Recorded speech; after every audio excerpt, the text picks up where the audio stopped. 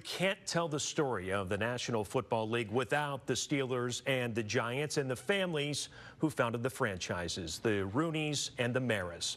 Tonight, we introduce you to Heather Rooney, who was an artist and the great-granddaughter of the Chief, Art Rooney Sr. She used her artistic talents to create a drawing of her great-grandfather alongside Giants founder Tim Mara Sr. Heather put her own words to the picture, taking us through the history of these two families and franchises.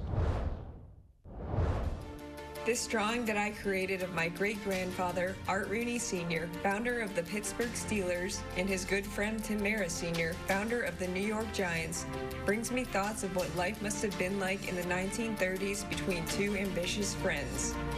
This drawing was inspired by a photograph at a horse racetrack sometime in the 1930s. Art and Tim spent a good amount of time together going back to the pre-NFL football days. One day at the horse track, my great-grandfather told Tim he would someday name a son after him in his honor. He stayed true to that promise and had a son named Tim. His son Tim had a daughter who years later ended up marrying Tim Mara Sr.'s grandson, bringing the Rooney and Mara families connected together forever. These are two men who went on to use their persistent, strong-willed characters, combined with a passion for football, to change the NFL forever with two legendary football teams. It started in 1925, when the NFL was only 5 years old. Tim spent $500 to start a team in New York, bringing the Giants to life. In 1933, Tim was asked by the other owners in the growing NFL to see if Art Rooney Sr. was interested in joining the league.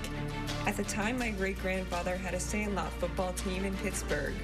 My favorite version of the story that my dad heard from my great-grandfather years ago was that Tim told Art the buy-in price for the franchise rights was $5,000. Art offered to pay $2,500. Tim said okay immediately. Art said, "Wait a minute, that was too fast. Something tells me I could have gotten it for $100. Tim then said, "Art, they told me to get what I could, but to let you in at no charge if I had to, since we won a team in Pittsburgh." My great-grandfather would say that even though many people believed he got a bargain, he would joke that he thought he overpaid by $2,500. This was the beginning of a team that would go on to become champions, with millions of passionate Steelers fans waving their terrible towels, cheering on the athletes on the field wearing black and gold. My great-grandfather and Tim Mara Sr. both had profound achievements in the National Football League. They did it with integrity and a passion for sports that was built for greatness. Two families, two franchises, two friends having a good time at the horse race track.